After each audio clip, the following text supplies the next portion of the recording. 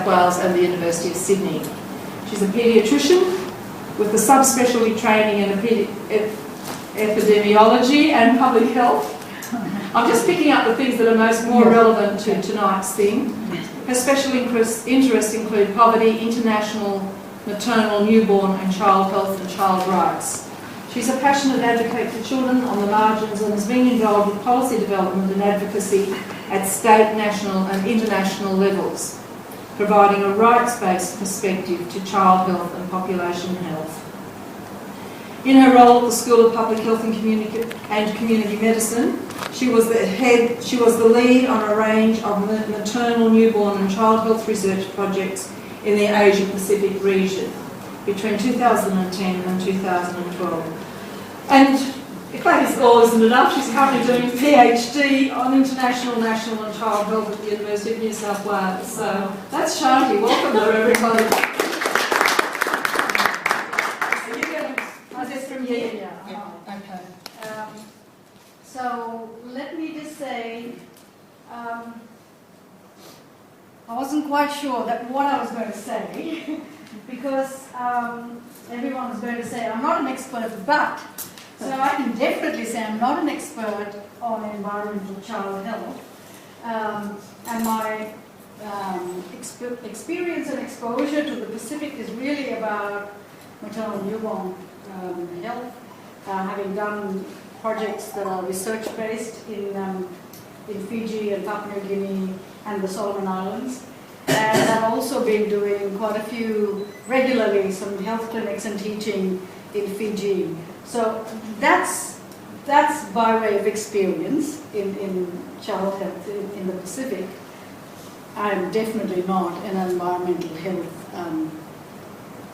specialist.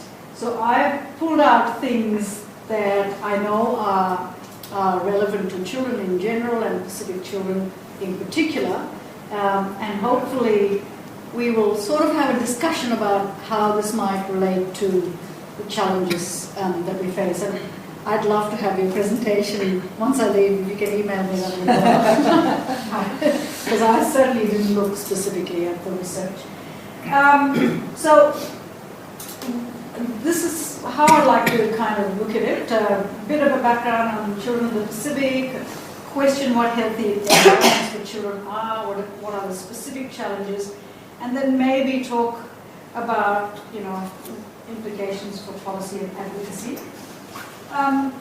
So this, I think most of you here already know these challenges. So the big issue for the Pacific is really its vastness, small populations, and spread out.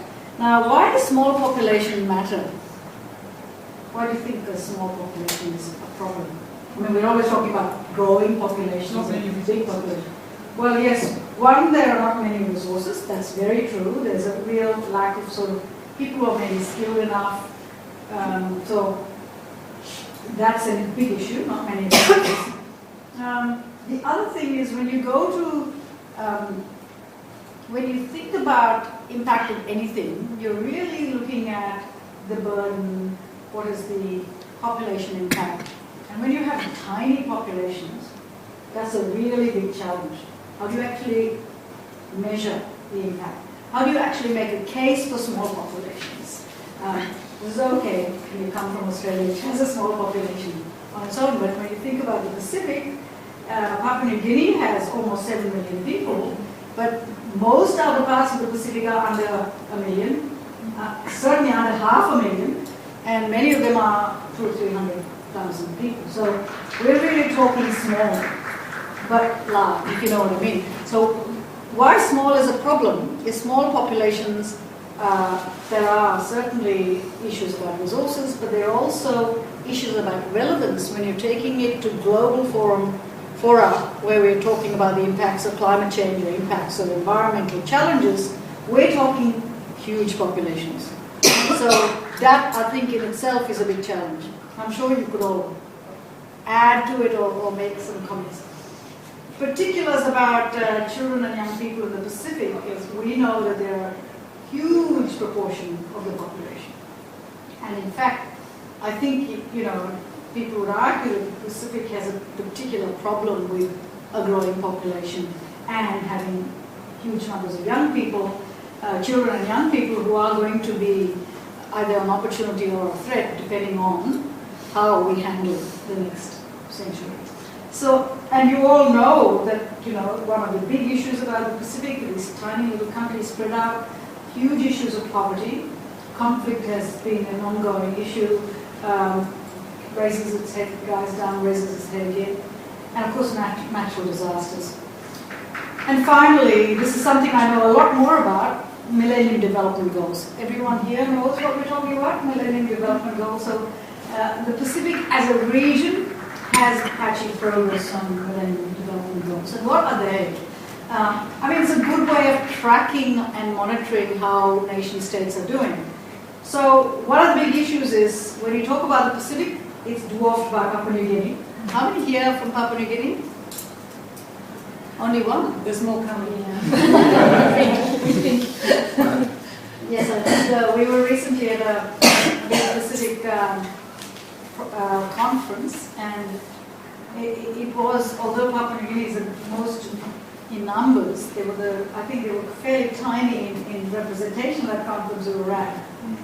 So, because Papua New Guinea's population of 7 million is almost 7 million is big in terms of Pacific, the overall progress of that whole region is tied to how PNG does. And PNG is just not on track for any of the Millennium Development Goals. Primarily, you can start with poverty, and you can see that PNG has huge natural resources, lots of stuff that's been pumped out of the ground and whatever else, but really it has not tackled poverty for its population. Generally, Polynesia is doing a lot better than the rest of the region, and if you look at certain parts of Polynesia, they're actually doing quite well. Micronesia, on the other hand, is not on track for any of the MDGs. Most of the countries are actually off track on poverty reduction and poverty alleviation. And then the other big one is actually environmental sustainability. So I think that's obviously it's a very good thing that we are talking about environmental issues and climate change in particular. And gender is a big issue as well. So in terms of environmental sustainability, because most countries are highly dependent on imported fossil fuels, their sustainability is really, really very, very precarious. And there are many other reasons why the Pacific has environmental challenges. Again, I'm not an expert in this area. Maybe you will touch on that. So we know that in terms of maternal and child health and many of the Millennium Development Goals, the Pacific, even though it's small in terms of population, large in terms of area, has huge challenges. So now let me just sort of talk generally about, what are healthy environments for children, and the people who have been thinking about healthy environments for children or environmental health challenges in children have thought about it in different ways. For instance, there are huge numbers of groups now across the world, in the US, across Europe, global agencies that have set up little groups where the alliances or partnerships for healthy, for children in the environment, or pediatric environmental initiatives. So in the US, there's literally, most of the states actually have specialist units that only deal with environmental health challenges for children.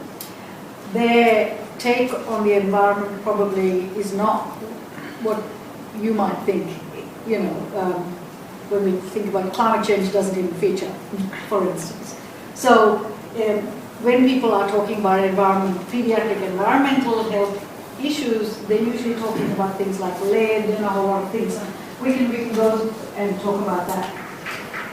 What we know from the literature, and maybe you'll touch on this, WHO's report, which actually came out for the Sustainability Conference in 2002, that we know that environmental threats cause up to 1/3 of global burden of disease, and a significant proportion of this burden falls on children under 5 years of age. And children, I'll come back to children under 5 years of age. A lot of you will probably have your own understanding why children are a particular risk. Why are children the most vulnerable to environmental threats? One is they're most exposed to dangerous conditions. Now, why they're more exposed to dangerous conditions, a lot of the discussion will be about because they're actually low to the ground. They can pick up things like down there. They can also, of course, inhale what's around. They explore with their hands. So there's this issue of body surface area that much more, the exposure itself, because they're small but they have a large surface area and they're closer to the ground, they are more exposed. So the exposure is greater and they consume more in proportion to their weight. Their body systems are more vulnerable than adults, and I'll go through particular stages for that. And in fact, from the WHO report, more than 5 million children die every year from environmentally related diseases. What sort of things are we talking about there? Would you know what these 5 million children are dying of? Diarrhea? Yeah, basically it's diarrhea and respiratory illness. So those are two big killers. And of course, a lot of that is actually environmentally delivered. So diarrhea, we know about waterborne diseases, we know about water and sanitation being a huge issue. Diarrhea and acute respiratory illnesses together are the biggest causes of death, continue to be the single biggest cause and the major part of death for children. And in fact, I was just at this International Paediatric Congress in Melbourne, really very, very interesting and important session, and we had a very big session there on environmental child health, and the WHO, the person who had been part of the WHO presented. It was very impressive, but climate change didn't feature. There were lots of other things. I mean, particularly indoor air pollution is a big thing. There's lots of things going on. But specifically, they didn't talk about climate change and its impacts. So I thought that was quite interesting. And thinking about children, poor children suffer the most. We know that poor suffer for everything, but how does that impact children? It's through their nutrition, it's through housing, their sanitation, their exposure to secondhand tobacco smoke. Particularly, we know in the developed world that poorer people are more likely to smoke, right? This may not necessarily be the case for many parts that are going through transition, but we know that secondhand tobacco smoke is particularly damaging to children. The reason that poor children are more exposed to it is because they live in crowded, often in one-room dwellings. They don't have any escape, really. We know they have limited access to health and social services. All of this is tied in with poverty and inequity. And women face special risks, and the lives of children are inextricably linked to the lives of their mothers and the lives of women. So we know that when we talk about children, we often talk about women and children together. And of course, there's pronounced regional variations and things like arsenic and lead and very many things. Again, poorer areas tend to have much more in terms of lead. I think you've all heard about the terrible stuff that was happening in Bangladesh with arsenic poisoning. It seems almost terrible when you think about why the poor are so much more at risk. Environmentally, they're more at risk as well. Terribly unfair, but that's what it is. This is again taken from the sort of WHO report, and of course, as I said, a lot of the stuff that was written, particularly for the Sustainability Conference in 2002, didn't talk about climate change. So what the risks that they think about for children's health in terms of the environment comes from the air, comes from the food, comes from the soil, comes from water, and it is about unhealthy behaviors and unsafe places. And they identified priority risks in terms of environmental health in children were really about household water security, hygiene and sanitation, air pollution, disease vectors, chemical hazards, and unintentional injuries. Now, when you think about, maybe you'll talk specifically about climate change, but you can think, if you actually look at this list, you would actually say that climate change will affect a lot of those.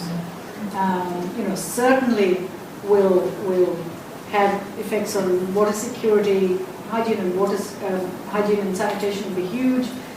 Disease vectors, we know there's definitely going to be a change in terms of the bugs that are going to be around. I mean, malaria particularly is a threat. Unintentional injuries, really unintentional injuries comes from the excessive use, particularly of roads and traffic and that sort of stuff. So all of this you could say, if we don't think about the impacts of climate change, we won't really be doing it justice. Now, I want to talk about why children are a particular group. I think we're here to discuss why children are special. One of the issues that is unique to children is that they go through developmental stages, and at each developmental stage they have threats. So we know, for instance, if you think about preconception, we know that if women take folic acid, take good care of themselves, they're much less, they're going to improve the health and well-being of their infant. So in terms of fetus, we know a whole lot of toxins. We know that, for instance, what mothers inhale or ingest or get exposed to can have effects on the fetus, and in fact differential effects on the fetus, far worse effects on the fetus. Newborns have particular susceptibilities through breast milk in particular. So there was a whole section in this discussion about breast milk and how if the mother is exposed to various things, then the infant actually is getting a concentrated version of that through breast milk. Maybe you know that. Toddlers are a particular group, and I think toddlers and young children are, you could argue, because of their small size, because of their vulnerability, particularly an age group we should be thinking about it. We know for all of the interventions at a public health level that it's the 0 to 5 and 0 to 3, the age group that we really should be putting a lot of effort into. And for those same reasons, when you think about how much more the developing brain, all of those things, we know that we need to be responsive to the kids in that age. So why are toddlers and young children particularly at risk? I've talked about this. They are definitely nearer the ground. They engage in oral exploratory behavior. There is this growth and development of the lungs. So for instance, we know that children who are exposed to passive smoking or tobacco smoking, if they're this high, their risks of developing respiratory problems is greater. We also know that children are much more susceptible, toddlers particularly, to things like lead. And in fact, if anything spearheaded the children's environmental health movement, it was really lead. Lead was the thing that really got most pediatricians anyway, interested in environmental health, because this was this contaminant that had such devastating effects on children's development, children's behavior, and that the most successful campaigns in terms of children's environmental health initiated by child health activists really have been in that lead arena. So I wish I'd actually told you who to ask to come and speak to you. I do know about people have spent a lot of time on me. This was taken from a paper that was talking about why children and particularly playing children are at risk, and you can look at children's unhealthy play styles. This one was looking at children in Papua New Guinea, the gold mine in Papua New Guinea. Again, as I said, Papua New Guinea has amazing stuff underground which is being churned out and mined and felled and whatever else, so there are huge risks to the population. And you can imagine that there is not a great groundswell of activism to tackle things like this in Papua New Guinea, because there are big multinationals who are just running away with it. Papua New Guinea person could add something to this if you had ideas. So, is there a strong environmental health movement in Papua New Guinea? This must be very true. It must be very true. I actually traveled to Lihir Island. Lihir is one of the gold mines on the Lihir Island. Mm-hmm. And I taught there in 2007. In 2007. And like the place was not well secured, not well fenced, where, you know, the villagers, they could not be allowed to pass into, and the mine is really on just on the coastline, yeah. And the main highway gets through the mine. Like only here itself, the safety of the people is not well secured. I mean, like, I'm just looking at this photograph here. I could imagine kids going and playing around somewhere there where they dump their tailings and all that. Mm-hmm. Or even out in the ocean, people, they go and fish there, and like some of the tailings and then into the ocean. Yeah. Huh? Mm-hmm. And that's the fishing ground, traditional fishing ground, and people, they used to go there, but there's no good protection of the waste from the mine gets in there. And